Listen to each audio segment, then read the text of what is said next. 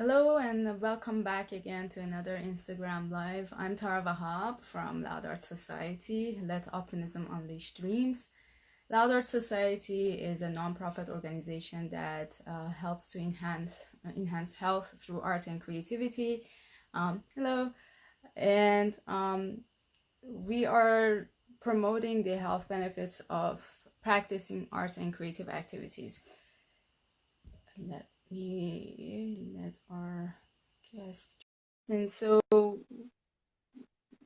Louder Society was founded in 2015. And since we have been providing various public art events, projects, and programs, and right now we are just connecting to as many artists as possible and telling their stories and just supporting each other in any way that we can. And today we have a dear artist here, a musician, Joseph Jones, that has accepted our invitation to join us. Hi, Joseph. How are you doing? Good morning. I'm doing okay. How are you? Good, good, awesome. I'm very excited that you have accepted our invitation, and we're going to have this talk. And I guess without any further ado, I'm just gonna let you to go ahead, introduce yourself, tell us what kind of art you do or make, where are you from, and what are you doing now? Where are you living right now? Great. So my name is Joseph Jones. I am a classical musician. These days, I'm primarily a conductor and a composer, and I also have a background in playing percussion, viola, and once upon a time, violin. That was my first instrument and my first great love. But I haven't really been a violinist since I was about 16 or 17. So, Wow, that's great. yeah. These days, I'm splitting my time between New York City and Florida, although I'm in Florida at the moment, and given the world situation, I'm not sure when I'll get back to New York. Certainly interesting times, but I've been keeping busy in the meantime as a composer. Great. Awesome. Awesome. Why and how did you start making art? I was lucky enough to grow up with it. My dad was a professor of music education and voice at a state college in Rhode Island, and there was always music in the house. He would have students come to the house and give voice lessons sometimes, and he would take me with him to the college for rehearsals and to see performances. So I have a few early memories with music. Um, the earliest I have vividly is when I was about 3. I watched Disney's Fantasia on video, and I was mesmerized by the colors and the movement and everything, but the music just grabbed me instantly.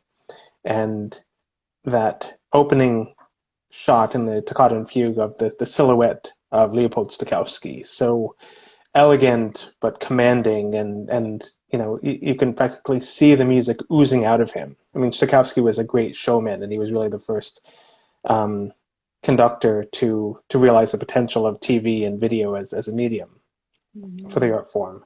But that really struck me and stuck with me. And then I remember maybe around the age of 4 or 5 going to my first orchestra concert with my dad, Mhm. and I was mesmerized by the violin section, really all of the strings, but seeing all of the bows moving in unison, and I just remember thinking and feeling I need to be part of this somehow. Like this makes sense to me. And then shortly thereafter, I think I was 5. My father was singing a production of A Mall in the Night Visitors at the college, Mhm. and he took me with him to 2 rehearsals. And after the second rehearsal, I had the entire thing memorized. So we Wow. spent the next couple of weeks like driving around, hanging out. Whenever we were hanging out at home, I would just sing, and he would sing a certain part back to me, and then we would go back and forth. And music just always felt natural.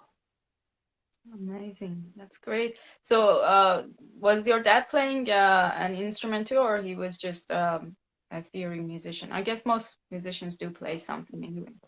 Well, he was a bass baritone, um, Um, and he didn't have a terribly active performance career. He was, between being a dad, running a farm, and being a college professor and running the music ed department, he didn't have a whole lot of time to gig on the side.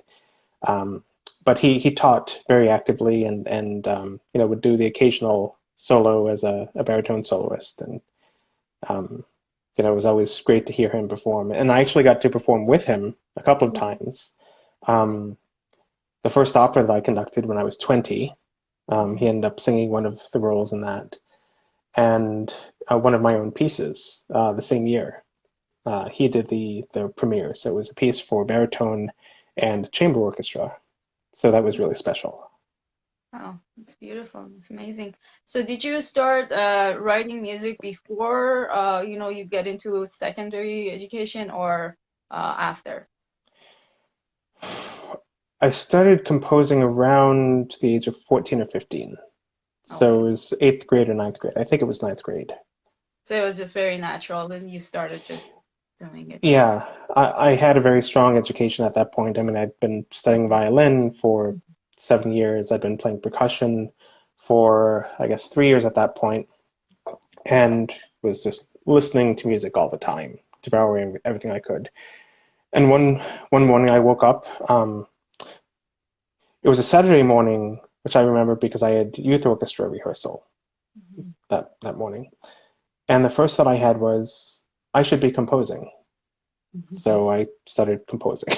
Well, how is the difference? I want to know the difference in the feeling of wanting to compose or wanting to be a music player. Sure. Playing and conducting is realization. So Oh. it's a recreative art. And that's not to say it's easy at all, because, I mean, playing an instrument is hard. Playing it Mhm. well is virtually impossible. I may be exaggerating slightly, but if you've ever spent 8 hours in a practice room trying to get one phrase just right, not by that much. Um, and conducting is also really difficult. It's a hugely complex cumulative art form, and that's a whole separate conversation. But they're both difficult, but ultimately our abilities as conductors or performers are spent in service of the realization of another composer, of another musician, the composer's intentions in art. Mhm. Um, and it's not to say that we're held rigidly to one way of doing something. Depending on the composer, there's a huge range of possibility in interpretation, realization, in tempo and color and phrasing and even extra musical subtext. What a Beethoven symphony means to one person might be entirely different from what it means to somebody else, and they can, in some cases, both be correct or Mhm. have elements of their interpretation which are correct. As a composer, I mean, music is the manifestation of the metaphysical. So we have the entire universe that we can express through sound and through created time. And that's wonderfully freeing Mhm. because we can do anything we want. It's also terrifying because we can do anything we want, and where do you even begin? I Yeah. mean, I'll look at a blank sheet of staff paper and say, I have ideas, but I don't know right now if this is going to be a string quartet, an opera, a 2 minute cute little piano piece, or something in between. And finding out what that is, what that time is, what that space is, what that sound is going to become, is a very different process. Yeah. Okay. What about conducting? Oh, conducting, like I said, is a recreative process, but there are so many elements to it. Um, I guess I could start by taking you through my process. So Sure. let's We all say I'm sorry? I'm playing in the orchestra myself too. I'm an amateur, Ah, but we always make fun of Yeah, but there is a joke about the conductors that like nobody is looking at them, but there's so many things that are happening and without the conductor. We don't know what we are doing anyway. So I just want you to just open it up a little bit so everyone can have a better understanding of what is happening with conducting. sure. Well, okay, so I'll take you through my process. So let's say today is June 3rd, and I get a call from somebody, hypothetically, saying, I'd like you to guest conduct a concert on July 3rd. So I have a month, and here's your repertoire, or here are the parameters by which you can choose your repertoire. See you in a month. Okay, so I have a month to prepare. And let's say, for the sake of argument, I choose 3 pieces. One is a piece I've never done before by a composer whose music I don't know at all. Another is a piece that is by a composer whose music I know well, but I haven't happened to do this particular piece before or study it. And the third is a piece that I've done 25 times already, and most recently did a month ago. Okay, so the first piece, I know nothing. I'm a complete blank slate. I don't know who this composer is. I don't know anything about their music, their approach to music making, to writing music, nothing. So I dig in. I try and start with just what's on the page, with nothing outside. And I look at the nuts and bolts. How long is a piece?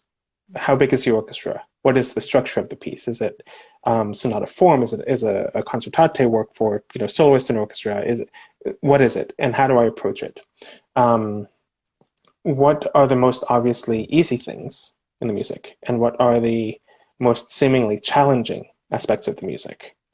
What's going to take me the most time to study?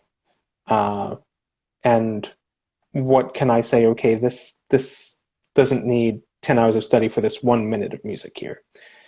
Then I start breaking it down much more subjectively. So I isolate the harmony, the rhythmic structure, motifs, orchestration, every element of the music. I take apart, I analyze, I learn, and then I get to a place where I can start putting it back together and understanding. Mm-hmm. After that, I have a pretty good idea of what I think the composer is trying to say and do. Then I dig into how right I am. So then I'll start reading a biography of the composer. If they're alive, then I might be able to call them up or email them and say, hi, I'm doing your music. Could you answer a few questions for me?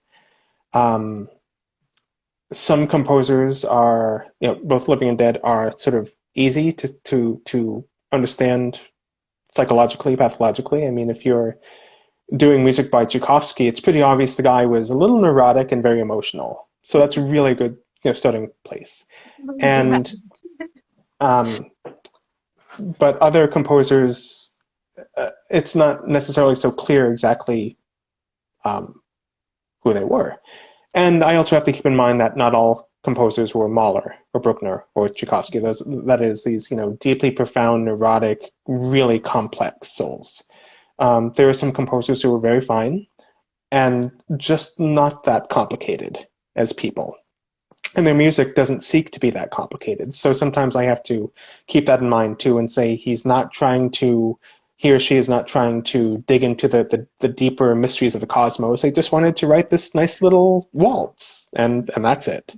But I have to know exactly by the end of the study process what I'm taking to the orchestra and how I would explain this music to the orchestra, and then figure out a way to do it without actually saying anything as often as possible.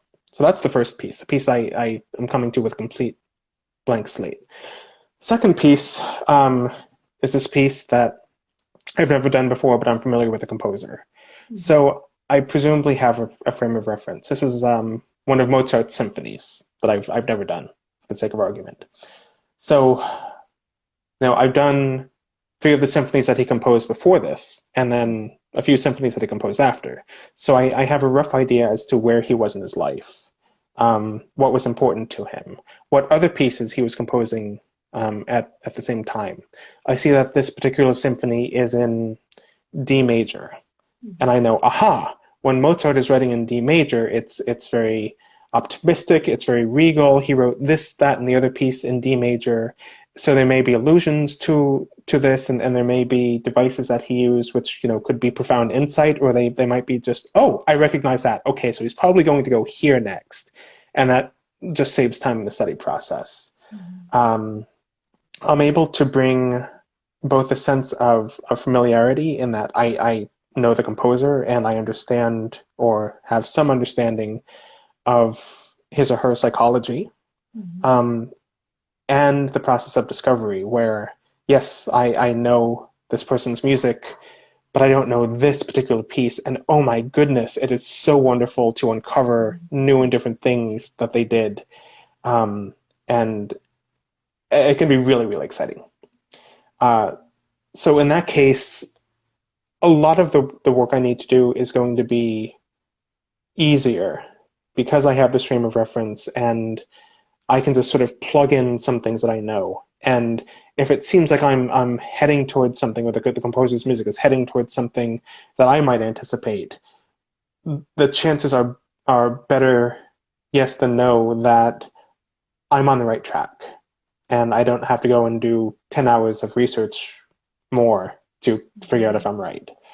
The third piece is this piece that I've done 25 times before, including, once a month ago.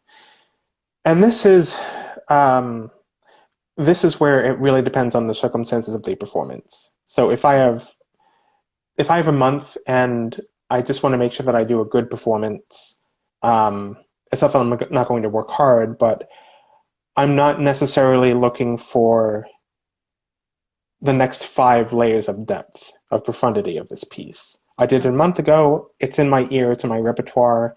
I know what problems are likely to come up in rehearsal. I can probably get to the next layer of this, but there's probably not enough time for me to say, oh my gosh, I'm going to have 25 epiphanies and now the heavens have revealed themselves to me. I'm going to say, okay, I understand this a little bit better and I'll do it a little bit better than last time. Um, but I don't have to, kill myself trying to get it ready. On the other hand, I realize that this music is so deserving and worthy of respect and time and understanding. And, I cannot just say, well, I conducted it a month ago, so I'm just going to stand up there, do the same thing I did last month and forget about it.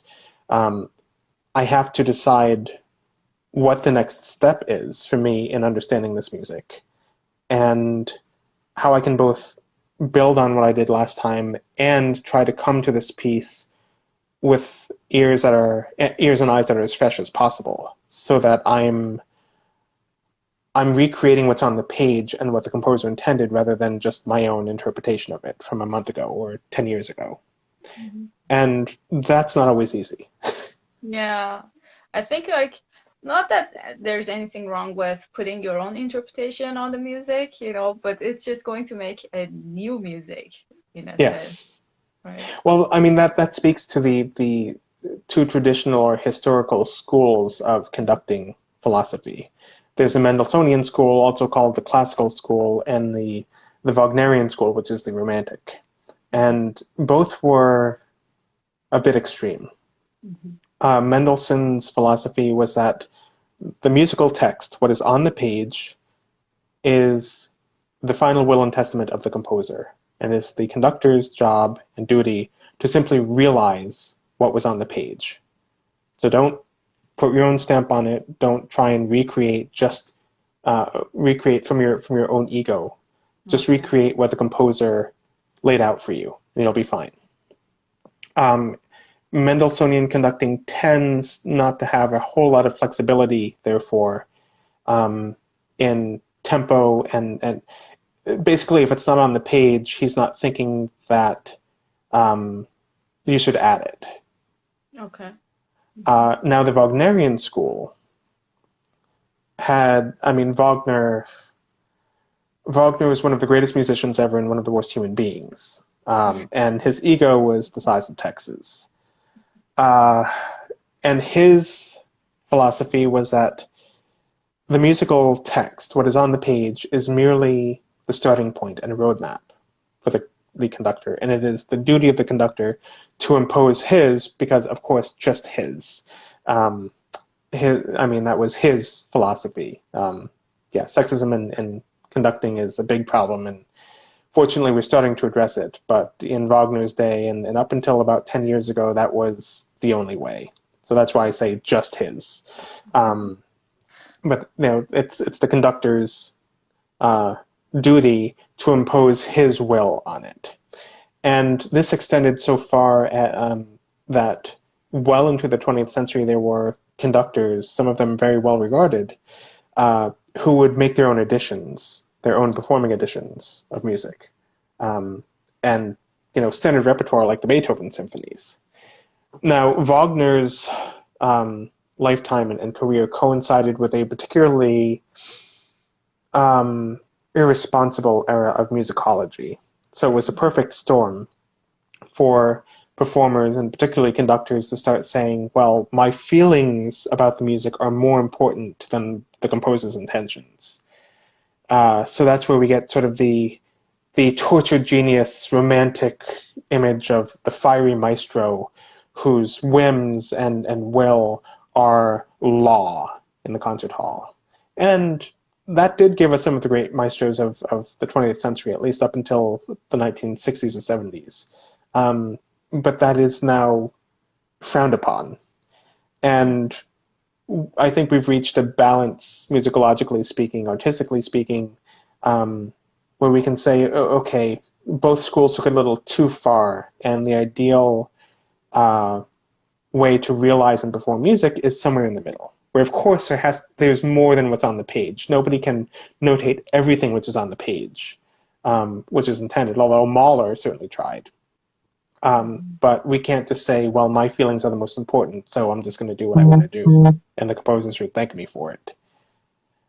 So, I mean, that also factors into the recreative process, and that's one of the choices I have to weigh, is, how far is it tasteful and respectful and responsible for me to go with a composer's work. Back in December 2019, which now feels like 10 years ago, I had the honor of premiering an opera with a company in New Jersey. And they engaged me maybe 10 days before rehearsal started, which is pretty short notice. On top of that, again, it was a premiere. So nobody had ever seen or heard or studied or performed this music. And I got the score, which was still being orchestrated. So, I got the piano vocal score at first and was working from that. And about 4 or 5 days into the 2 weeks of rehearsal, I was finally given the full score with the blessing of the composer and the artistic director of the company to make corrections where I thought they might be helpful. So I didn't know this composer at all. I had a few messages with him back and forth through social media, but I mean, he didn't really point me in one direction or the other. And he mentioned, yes, anything that you need to change in the course of working, write it down at least and bring it to me later.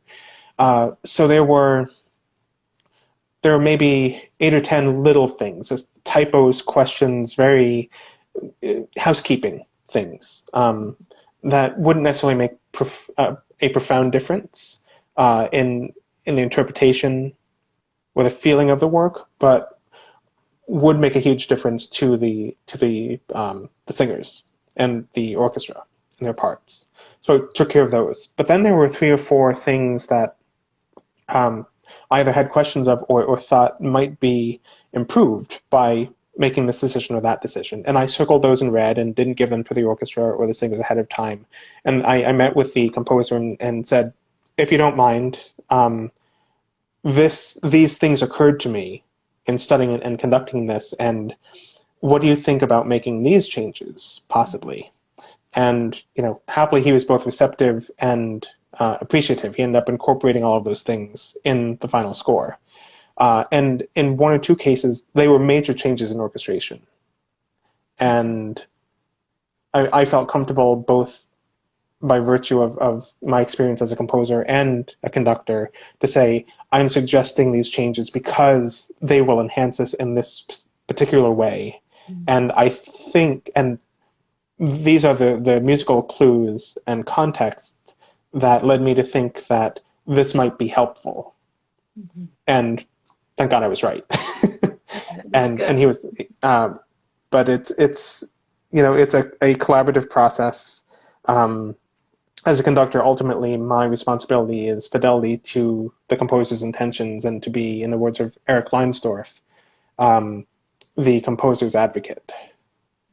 That's actually really interesting because, by profession, I'm a visual artist, and it happens really rarely. I don't think that it actually does happen if we copy a work of someone who is alive.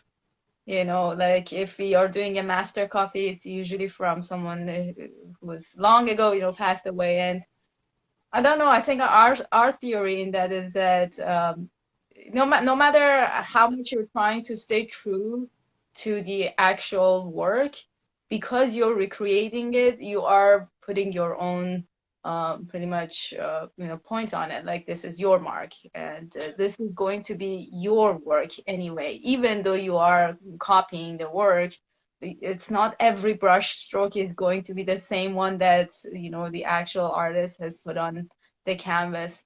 So it's really interesting, just to know this contrast between like the music and visual arts, and that like you could recreate that same piece of music from the composer that is still alive, and you can, have that conversation. But that's amazing.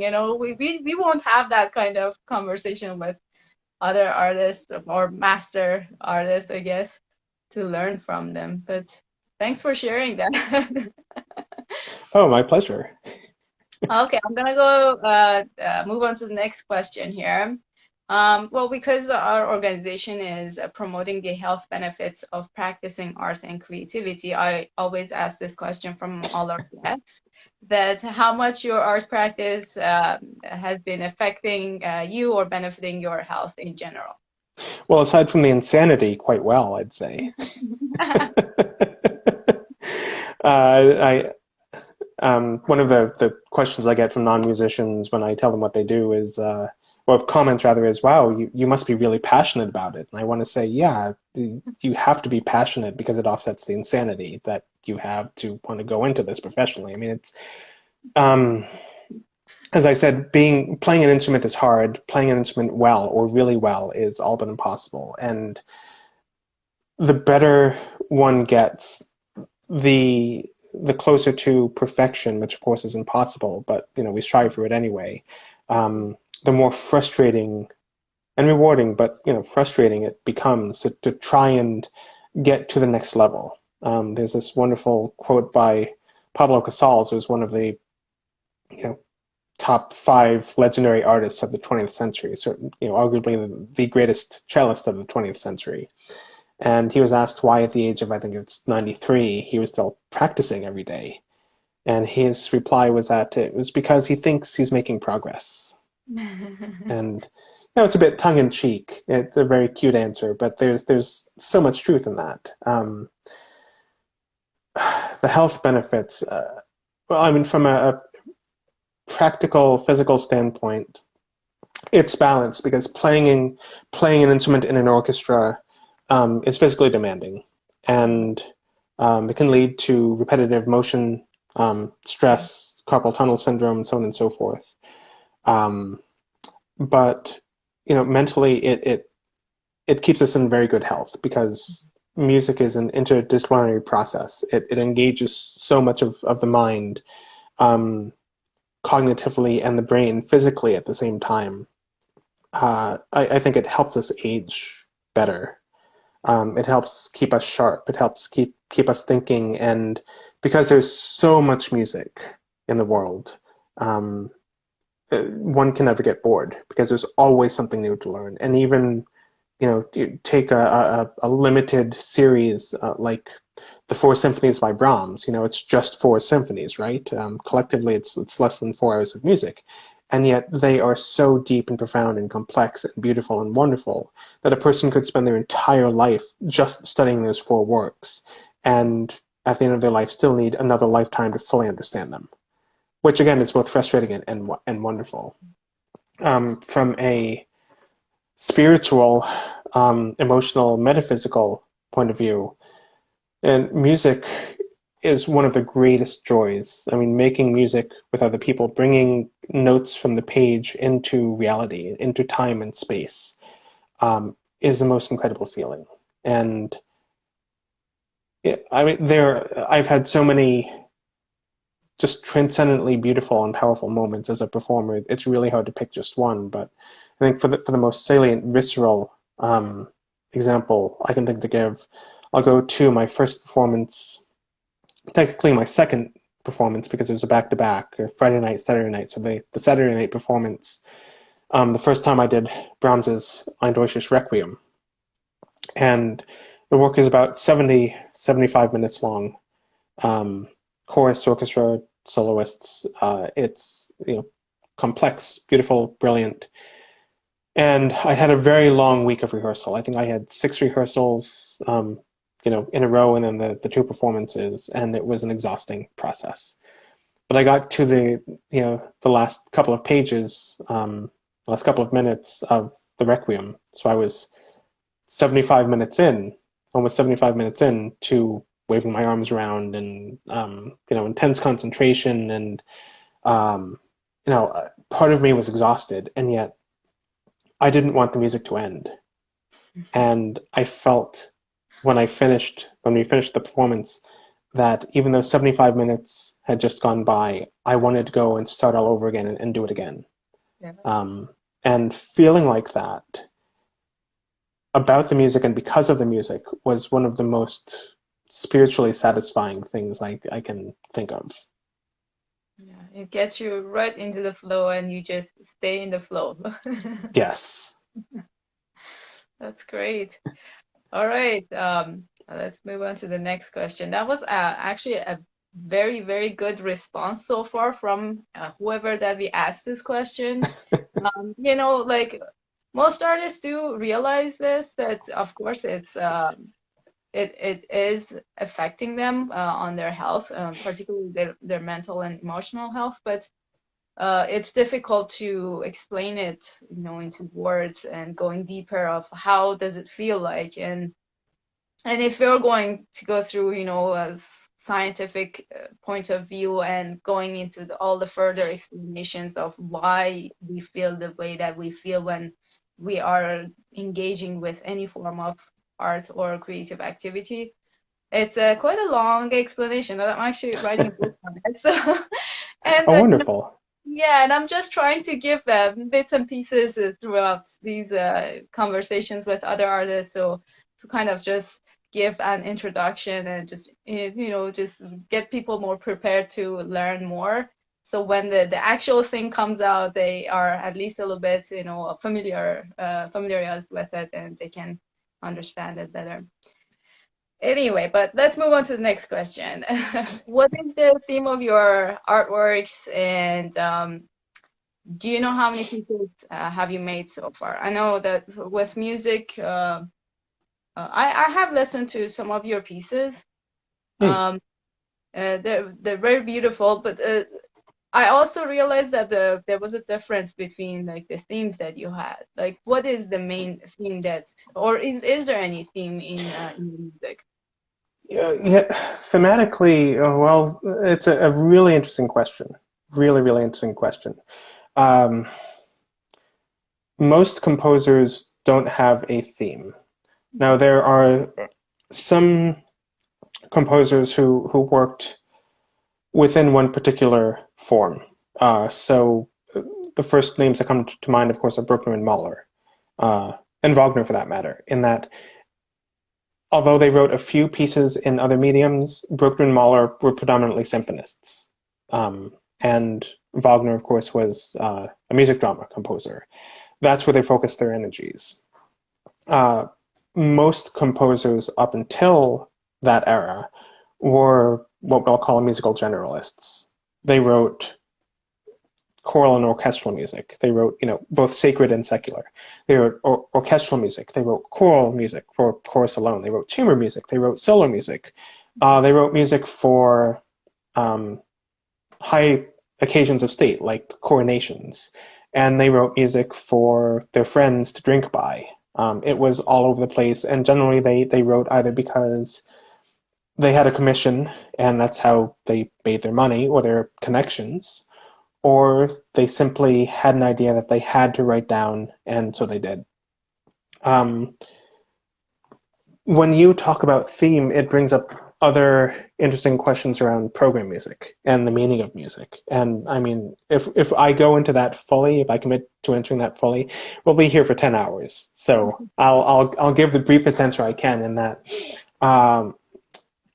Again, when I look at a blank piece of staff paper, I don't know if it's a string quartet or a symphony or an opera or, you know, a 12-bar solo flute piece. I just don't know until the ideas sort of reveal themselves to me, or I can work something out that doesn't completely stink and it becomes something half worth listening to.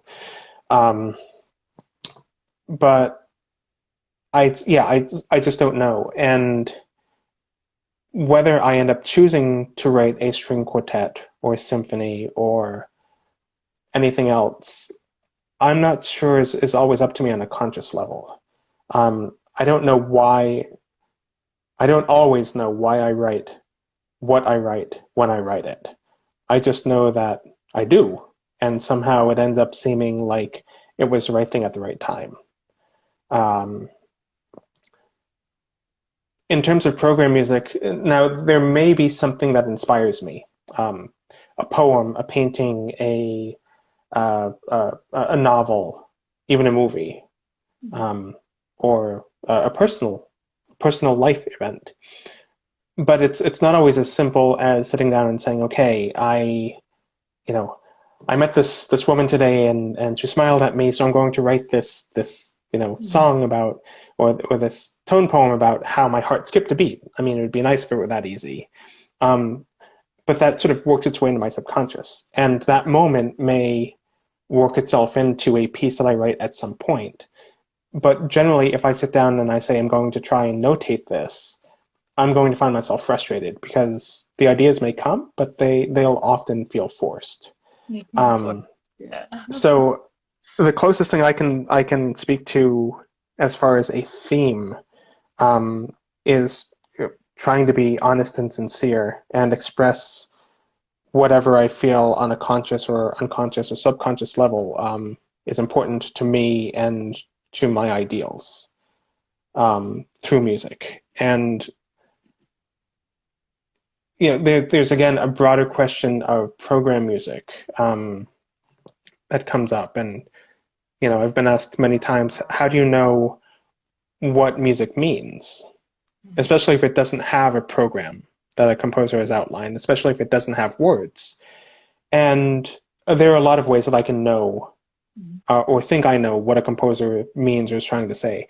But often there are deeply profound, meaningful, specific emotions, ideas, experiences that a composer wants to convey through their work that you would never guess just from the notes on the page until they become real. It becomes clear, oh, this long lyrical theme is a love letter to somebody, or this this diminished chord is a moment of pain and grief that was brought on by this event, or it was just the general feeling they had at this point in time. And I simply try to allow for those things to work themselves into my music as honestly as possible. Sometimes I don't know why. I mean, one of the first mature pieces I composed was in my second semester at conservatory, and I was 18 years old. And ostensibly, in the week that I wrote it, it was a pretty happy time in my life. I was back with an ex-girlfriend whom I'd wanted to get back together with. The relationship was repairing itself. I was, I'd had a tough time and was turning the page on that. And things were good. I was a pretty happy guy, but I sat down and, it was a 3-movement work, and the first movement was extremely elegiac and gloomy in some ways and almost tragic in some places. The second movement was, it started very furiously, and it was rushing and racing and had elements of anger to it. And the third started out with this. Third movement started out with this frantic exclamation, and then sort of wandered, searching, wondering, asking questions, And then after something that was very uncharacteristic of my music at the time, a passage that was, very dissonant, settled into this great extroverted climax in C major, followed by this slow, peaceful, um, easy coda. And I finished that and I thought, well, that probably doesn't mean anything. It's just the music I heard in my head. And years later, I looked back on the piece and said, I was going through such a difficult time.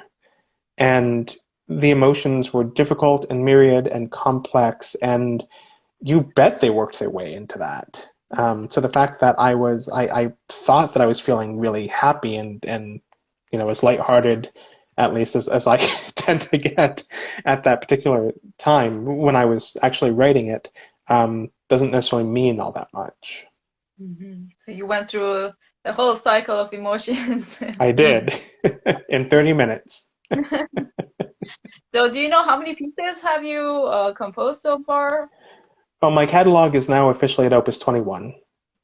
And there are another 24 or so pieces that I've either not finished or withdrawn, juvenilia, or pieces I just can't see sending out into the world.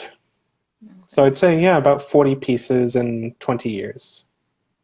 20 years. So how long does it usually take you to write music? Like, do you wait for the inspiration and then work on it later, or you actively work on it? I know that you can't really force it when you're making any form of art, but have you noticed any sort of pattern in your own creation? Like, if there is any way to speed it up or like work on it? I tend to work quickly when I get going. Sometimes I can have long layoffs between pieces, but I'd like to think that's a period of gestation. But the process has been unique with each piece I've written. There have been pieces that that have arrived in my mind almost fully formed, Okay. and I don't even think about it so much. I just sort of sit down at my desk and write it down, and then get back to my life. It's just sort of there. And it's funny because my dad used to ask me when I was in my late teens, early 20s, where do you get your ideas? Where do they come from? I said, I don't know. They're just sort of there. And he said, well, where is there? And I said, Dad, if I knew where there was, I would just go and live there all the time. There have been short pieces that I turned out for because I had to. They were on a deadline. It's not that I didn't want to, but they were pieces that there was a deadline for, and I was not necessarily deeply satisfied with the final product. But I'd gotten it done. It was good craftsmanship. Good workman-like work. Every piece can't be Mahler's Ninth Symphony, and these were short pieces that I think one was about 3 minutes long, and I spent 2 or 3 months trying to find the first idea and couldn't, and said, well, I'll just put it on the back burner. And the commissioning organization moved the deadline up by about a month and a half, and I ended up with 3 days to get it done, to get something done. So I ended up writing the entire 3-minute piece in 12 hours, and I was not all that happy with it, to be honest. Excuse me. And I was hoping that they would be satisfied enough that they wouldn't say, yeah, this is horrible, we're not paying you. And fortunately, everybody involved was very happy with it, and over the years, the piece has grown on me. But I mean, although the actual writing took less than a day, the ideas were trying to work themselves out and present themselves for months. Another piece that I wrote grew out of a 1 or 2 measure sketch that I wrote in one of my notebooks years earlier. I don't know what it was supposed to be for or from or where it was supposed to go. It was just, I think 2 measures, 8 or 9 notes. And I just happened to be going through that sketchbook one day, years later, And I saw it and I said, well, let me see if I can work this into something. And it became a 12-minute piece for chamber orchestra. And that was pretty workmanlike. I think I spent 2 or 3 weeks writing it, just, a little bit every day, and got it done. Recently, I've been on a bit of a composer's creative kick. Just, I've kind of had a lot of time on my hands with the present situation, and I decided, first I was just going to write some small pieces that people could play in quarantine. So I wrote a solo flute piece. I think that took me a day, 2 days worth of work, a week and a half apart. So I started it, abandoned it, came back to it, finished it. But it was a total of 2 days of work. Then a solo clarinet piece that took me, I think, 45 minutes to write. And a piece for horn that took, again, 2 days, close to 2 days to work out. And then I came across, I was looking through other old sketches, and I came across the beginning of a string orchestra piece that had always seemed to have promise, but I could never figure out where it was supposed to go next. And I realized that the voicing was perfect for chorus. So I reset the first 5 or 6 bars for chorus, and I almost immediately realized this isn't going where I think it's going. I have to let it take me in a different direction, and I did. And that turned into my first ever choral piece, a setting of the Ave Maria. Actually, I skipped a part. So after I realized I was going to turn this into a choral piece, I had to choose a text, and I couldn't think of anything I'd read recently that really fit it. And I thought, well, what about something liturgical, a psalm or something? And somehow I came across the Ave Maria, and I thought there are a couple of famous art song settings, the Schubert and the Gounod in particular, but I can't think of any really well-known or celebrated, and thus potentially scary, for reasons of comparison, choral settings. So I thought, okay, this will be a good place to work out the ideas, and I did. And it took me less than 24 hours because the ideas just kept coming to me. Every time I got to one section of text, another musical idea presented itself, and it's a short form, just 4 voices, and yeah. So that worked. And then, of course, my most recent piece, which I completed last week, it's a form I've been wanting to set for many years. It's actually one of my earliest ambitions as a composer was to compose a requiem, Mass for the Dead. And there are, hundreds of settings of it, and about half a dozen that are just legendary now in the repertoire. Mozart's, of course, which is almost as infamous as it is famous, and Verdi's, which is, arguably his greatest opera, in the words of many. Certainly more operatic than liturgical. Brahms's, which I adore. Fauré's, which is heart-achingly beautiful. The Berlioz, which is huge and insane. The Britain, which is insane, and the epitome of the end of the old world. So I knew sort of what I was getting into, and I said, well, I can't care about that at this point because the text speaks to me so much, and given the situation in the world and the need for humanity and a love and respect for life, and providing help and comfort to those who are grieving, those who are left behind, I have to do this. So I thought, okay, it's a big form. I'm thinking the final product will probably be between an hour and an hour and 10 minutes long. And there's no rush because I couldn't perform it next week anyway, even if I wanted to. So I'll give myself maybe 3 months to finish it. Well, I finished it in 1 day short of a month, because the ideas, again, just sort of flowed. And I followed the text and what it suggested to me, both dramatically and liturgically, and I guess, of course, emotionally. And I just sat down and I wrote. And I had a couple of days where I ran into a wall, started going in the wrong direction, and then realized I had to, erase the 30 new bars of music that I'd written and start over. with fresh ideas and found the right direction, and it just worked. And that was exhausting, but it just, every step felt like it was right. Oh, that sounds like quite a lot of work, going back and forth, Yes, making it's work.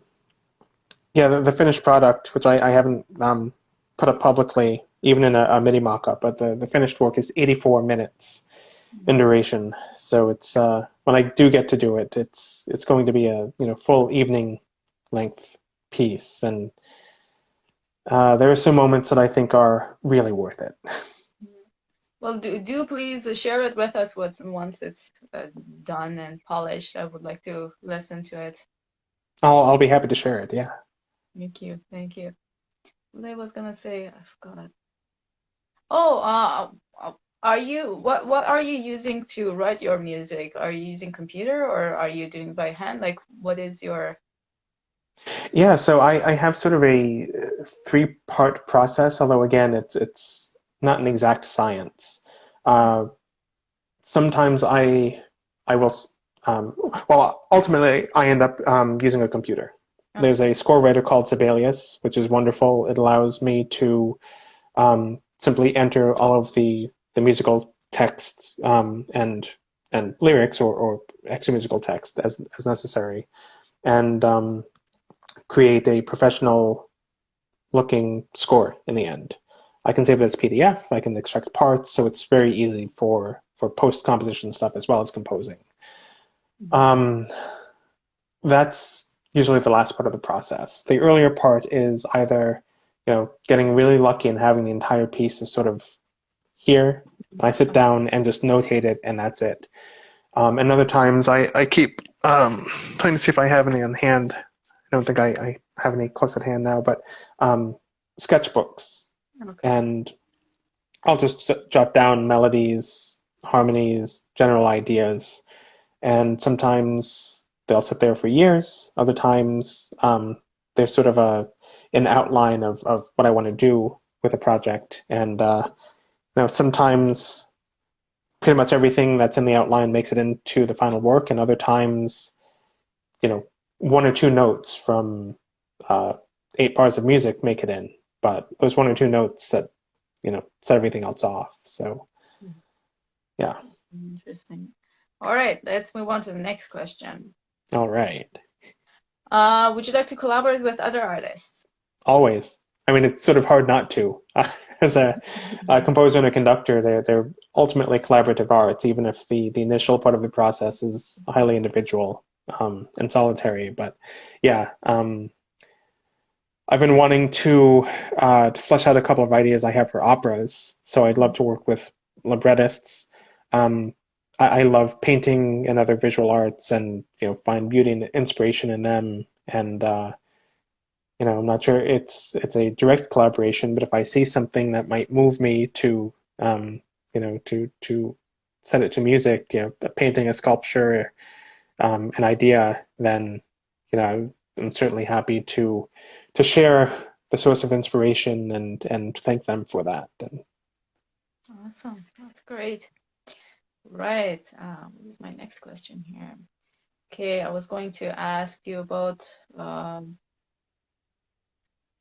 I think you kind of answered these questions in your other responses, but I'm just gonna ask you anyway, just if you want to quickly give your response.